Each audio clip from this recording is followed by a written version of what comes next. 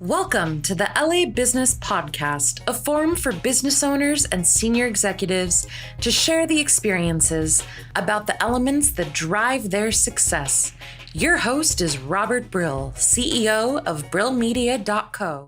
Hey everyone, welcome to another episode of the LA Business Podcast. Our guest today is Kathryn Grandy, Director of Marketing and Operations for Proprietary Variety Management. Thanks for being with us. Well, thank you for having me. So I did a little bit of research. You are the folks behind Pink Lady Apples. We are. And a number of other brands. Tell us about your career. You have a storied career. You've worked with some major brands, looking at AT&T, Hewlett-Packard, lots going on. Tell us a little bit about yourself. Well, I've been in marketing my entire career. I'm passionate about it, enjoy it. So really working with Proprietary Variety Management and the apple growers in Washington State and around the world has been one of the most rewarding challenges I've had yet. And our company did bring in Pink Lady to the North American continent over 20 years ago. And it is the largest and most known apple brand around the world. The first branded apple also. And we've had very large projects from Snapdragon and Ruby Frost, which are the New York apples.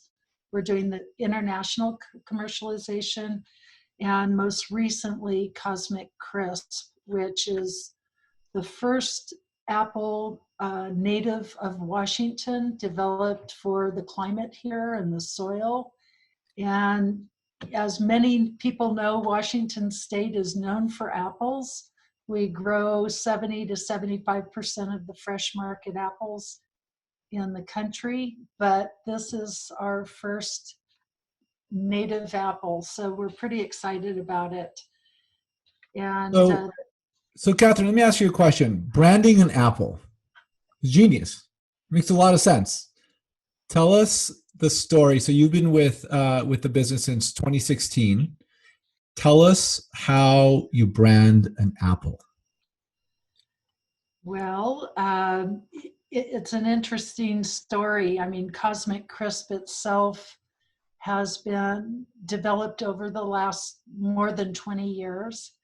And really what our breeders do is they start looking at what consumer taste trends are and projecting them out to the future. And right now, I mean, people want across the produce aisle better tasting fruit and vegetables.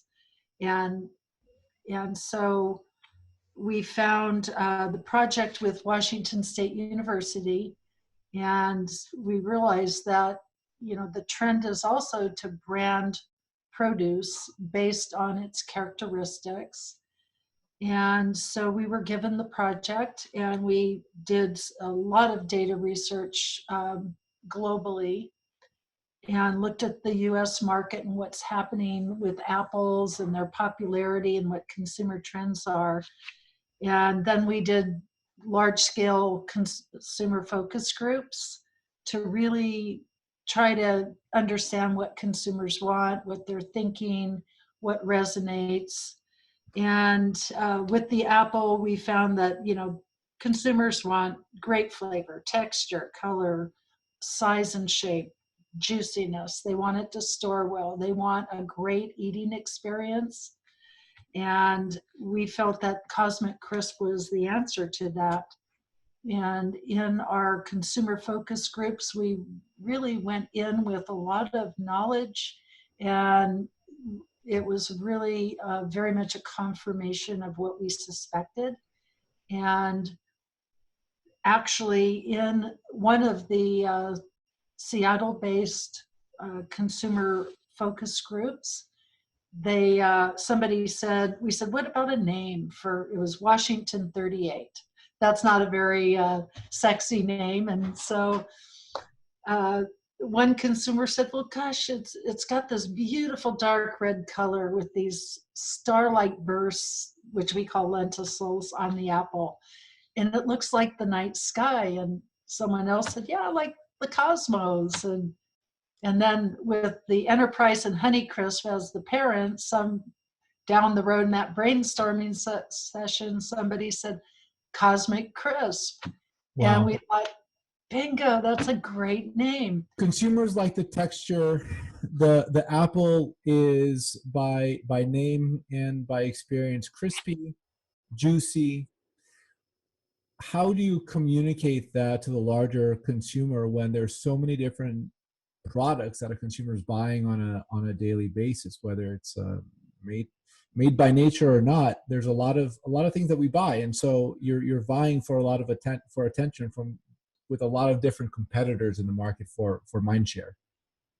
Absolutely. And to be quite honest, I think there's somewhere around 40 branded apples that are on the news side in the US, and over 100 apple selections that a person could buy at any given time in our country. So it's a big challenge.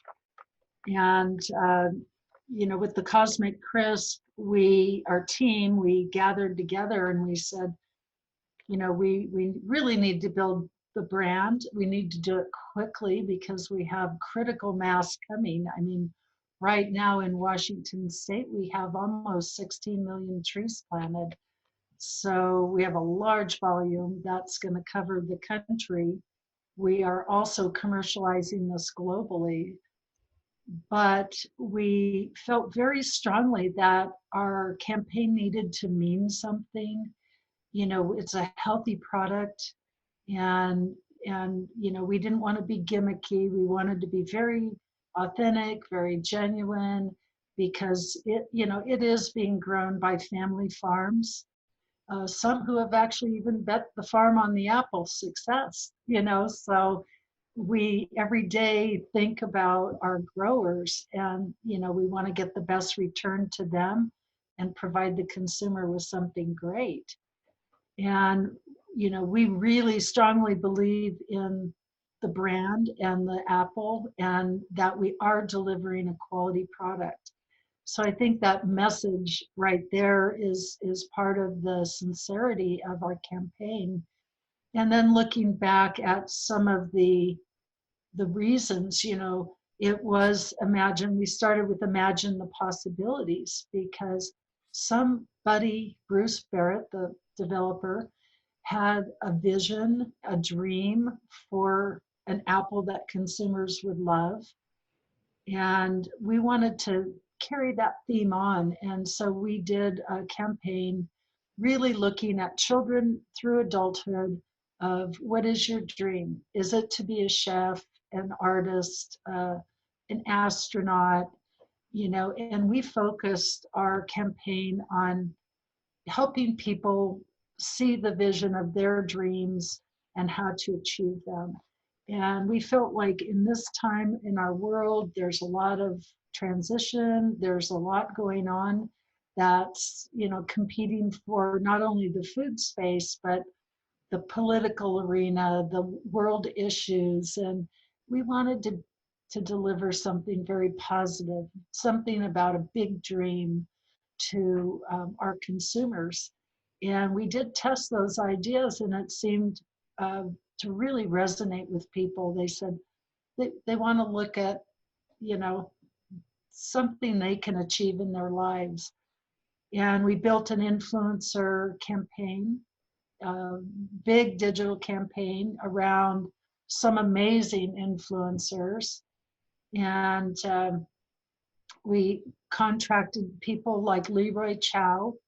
And Leroy is the retired International Space Station commander for NASA, and just a tremendous person. He took a lot of photography, learned really how to photograph in space, and wrote a book and started a nonprofit for education called One Orbit. And he is extremely engaging, and he's been to the orchards of Washington State. We are going to announce a new additional space astronaut that will be, it's a female astronaut from Washington State. So It's all about education and really, you know, apples are linked to space in the sense that it's one of the most favorite products delivered fresh to the space station. Who knows, you know, maybe when we're going to go to the moon next and have people live there so we can launch from there to Mars in the future. Who knows if we will be growing apples on that base on the moon. You know, the opportunities and dreams are big and unlimited really. And then, you know, we realized, I mean, it's a fresh product. And the best way to market it is to get it in people's mouths and let them taste it and let it sell itself. And, you know, it's pretty expensive to sample. And so we worked a partnership with the Missoula Children's Theater out of Missoula, Montana. And it's the largest international children's theater and they travel to over something like 20 countries in every state in the US. And there's over 1,100 performances and hundreds of thousands of uh, audiences and community members that are in the audience. And we worked a slicing partnership with Washington-based Crunch Pack, and we ship boxes of refrigerated 2-ounce sliced apples along with some whole apples to the performances.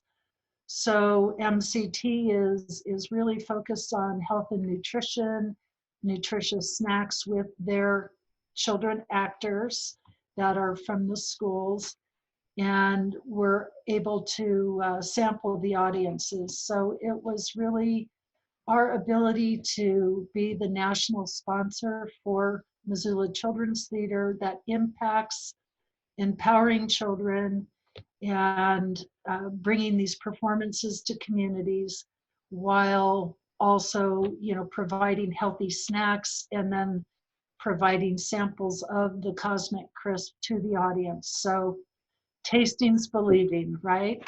So I imagine that if enough consumers saw the name Cosmic Crisp in advertising on television and heard it on radio and digital media, just saw Cosmic Crisp Apple, it's amazing. I figured that the name recognition alone, the next time the customer goes to the local grocery store, that of all the apples that they see, that they would be particularly interested in Cosmic Crisp. Has that type of testing or marketing played out? And if so, what kind of results did you get there? Or are you exclusively focused on influencers and, you know, content creators of that sort? We do a lot of digital, so the influencers are very important. The theater's very important, the theater group to us. We also have some chefs that we work with and really trying to show different audiences, different demographics, the various ways to use apples. Like you know, traditionally people think fresh eating or pies, but really you could make a sandwich with an apple, or there's so many ways to have it as a poached apple with cinnamon instead of a sweet dessert. I mean, it's still sweet, but it's natural sugar. And so I think really doing some education on, you know, the various ways that resonate with different age groups. And our hope is that, you know, it will really bring apple consumption back in the forefront. And our apple is very versatile. It's a great snacking apple. It's beautiful, so you can use it in decor and entertaining. And it's just amazing to bake with. You know the old saying, right? A rising tide lifts all ships, right? Yeah. How do you maximize your return when I mean, look, you're making a fantastic point of view on why I should just be eating apples, Yep. right? How do you ensure that people buy Cosmic Crisp apples, not, I don't know, the other guy? Yeah, well, that's a great question. I mean, we do hope that apple consumption goes up generally for everyone, and everyone succeeds. The Cosmic Crisp, we educate consumers on the flavor and the texture and the storage ability. And, really we have a large volume of apples, so this apple will be able to be in retail or at retail 12 months of the year. And, that's the downside of some of the people's favorite new apples is they're only on the shelf for 1 month, 2 months. And this year, well, in 2021, you'll be able to find Cosmic Crisp most, if not all, 12 months of the year. And then in the future, absolutely after that, every month. And it holds its freshness really well. And when one of the things, if you bite into an apple, you want a little resistance. You don't want it to be soft and mealy. And so the Cosmic has been researched. It's proven itself that it stores very well. So we have really built the brand and delivered on the promise, even though we just launched it last year. Mm. And it sold out across the country, and it got refilled, sold out over and over. And so we do believe that we have really built the brand through media, through education, through sampling, through our influencers, and that we have delivered. Our growers have provided an amazing product to us to promote and sell. So this year is a challenge because of COVID and various, things that are happening in our country. And, we honestly don't have any fruit until November to ship. And so, Why is that? because last year was the first year that the trees were old enough to start producing, and there was a relatively small amount of fruit. And so it sold out in the March, April timeline. And last year, I think we shipped somewhere around 350,000 boxes of apples across the country. This year, we're going to ship around 2 million. So it's an enormous increase. Next year, it'll be about 5.5 to 6 million boxes. So we'll have a great supply of apples, and delivering on that flavor promise and being able to have it at retail, those are huge things. Does it make sense to market right now, or are you kind of like slowing down, right? Because on one hand, people can't buy. On the other hand, you're building a brand for the long term. Right. Well, it is a challenge. And I mean, honestly, I'm thankful we were able to launch last year because, COVID and various activities that are going on in our country have sucked the oxygen out of the media. I mean, that's the story. It's not this new Apple or new product at retail. And so, we're also fairly quiet because we aren't going to have fruit till November. But we have been we pivoted as a marketing team. We said, okay, we don't have fruit until November. And it's also, there's a lot going on that people are preoccupied in the world with. So how can we make things continue talking to our engaged consumers and, continue on, and without really a loud voice. And we've focused on digital. We have, had various events on social media. We have built summertime learning and used some of our influencers like Shantea McIntyre, who's a former teacher herself and understands right now what a lot of people are going through because she has 4 young children at home. So she's been working on some, children education with apples and with, various things. So, that's really, we have a very engaged social audience, and that has really resonated.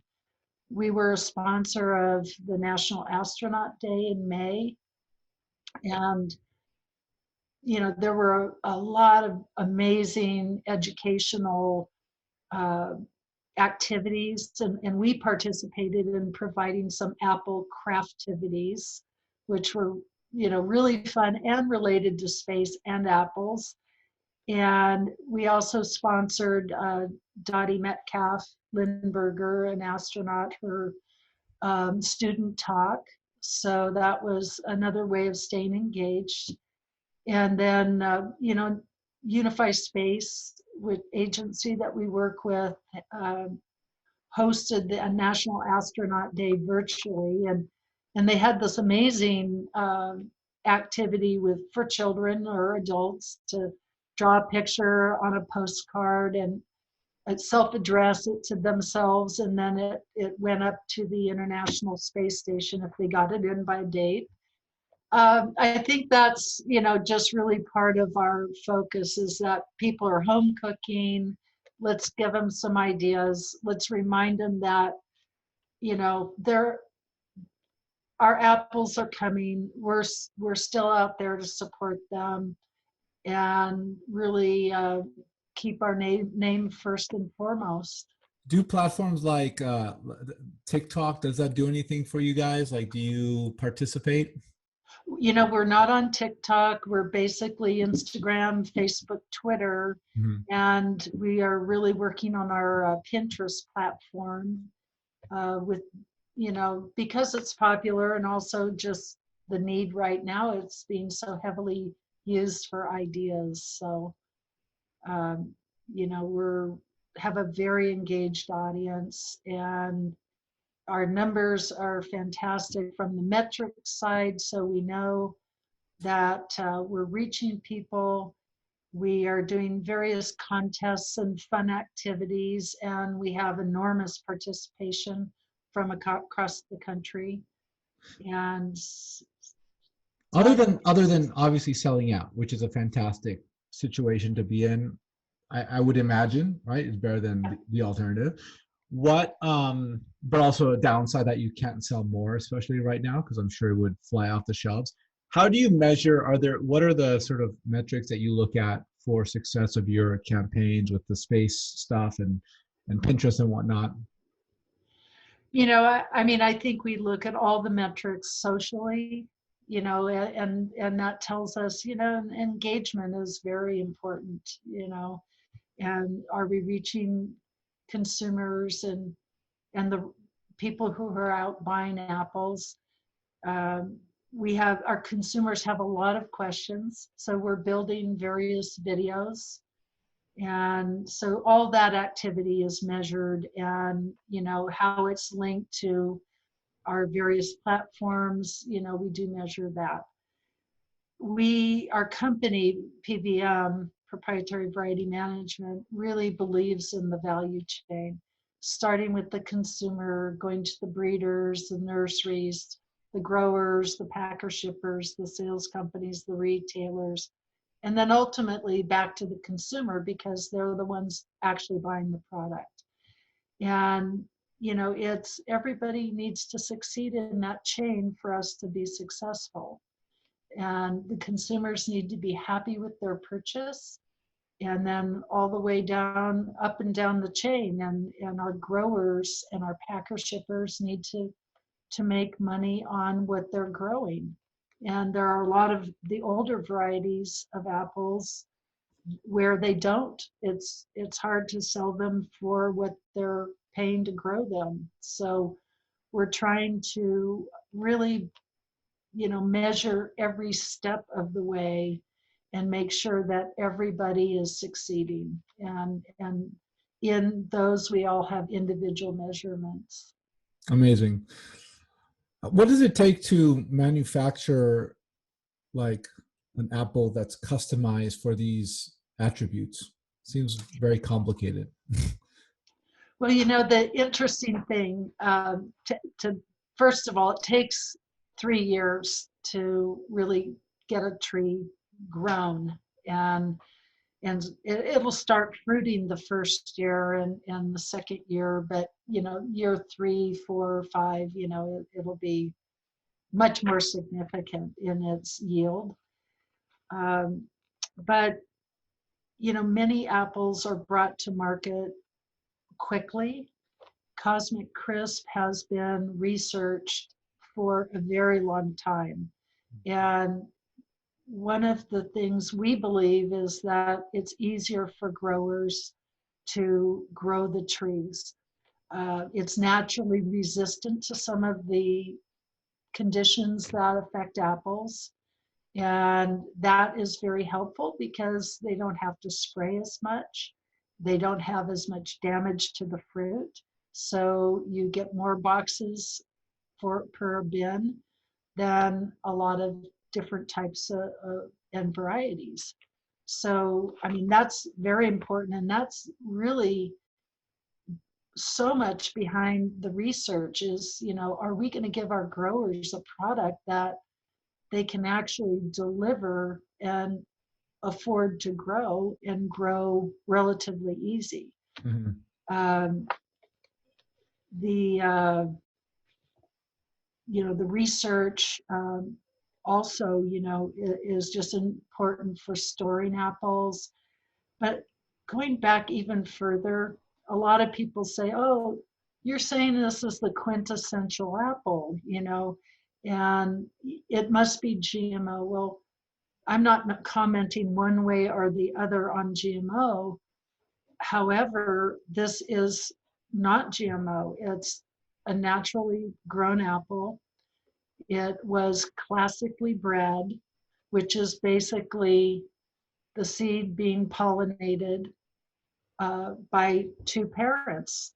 And so that seed developed, into a small tree and grew and grew and grew. And there were about 10,000 of that cross-pollinated, naturally planted trees. And Bruce Barrett walked up and down every day for years and watched his babies grow, if you will. And as they matured, he was really researching and managing his team and kept coming back to one tree.